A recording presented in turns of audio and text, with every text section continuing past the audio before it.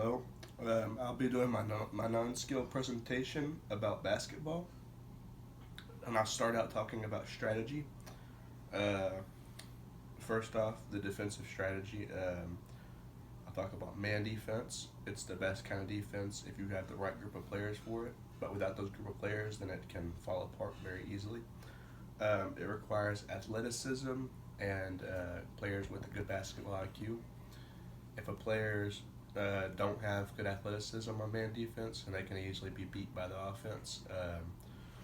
And without a good basketball IQ, a screen will easily create a good mismatch and a lot of space and allow the offense to score very easily.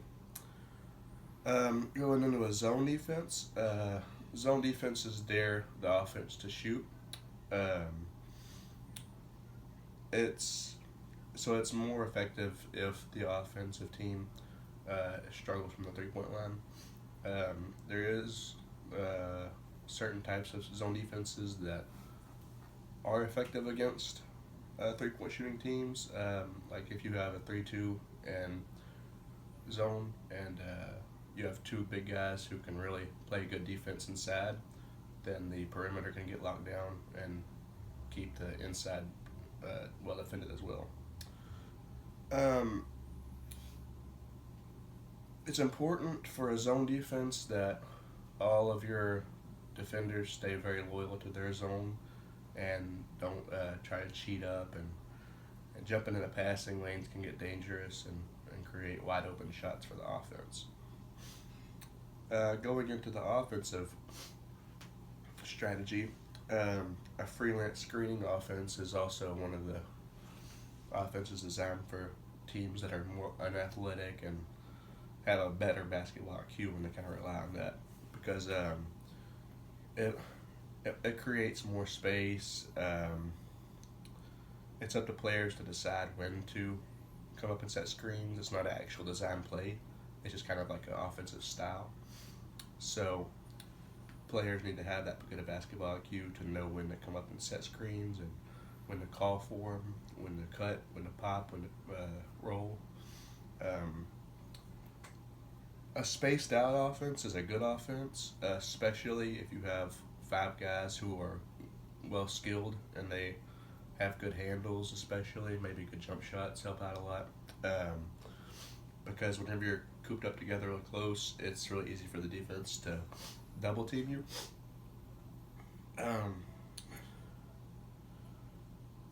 it's it's a better offense for high skill players, but all offenses do need a lot of space. Um, Going into the rules of basketball, high school basketball has 4 8 minute quarters.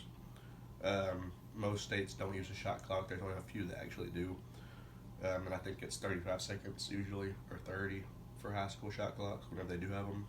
Um, they do have offensive 3 seconds in the lane, but they don't have defensive 3 seconds in the lane in high school basketball.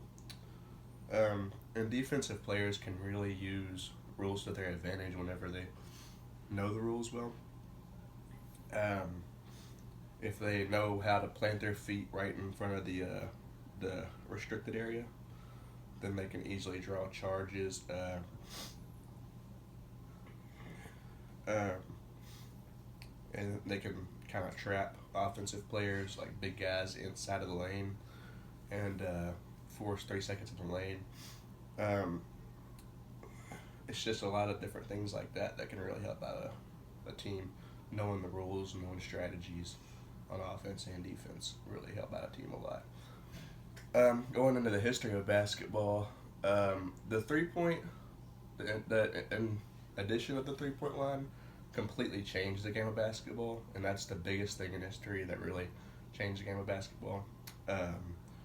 And whenever you kind of went from the 90s into the 2000s and you saw where hand checking became illegal, and the game kind of softened up, it kind of changed the game too. But the 3 point line is the biggest event that changed basketball and in the history of basketball. Again,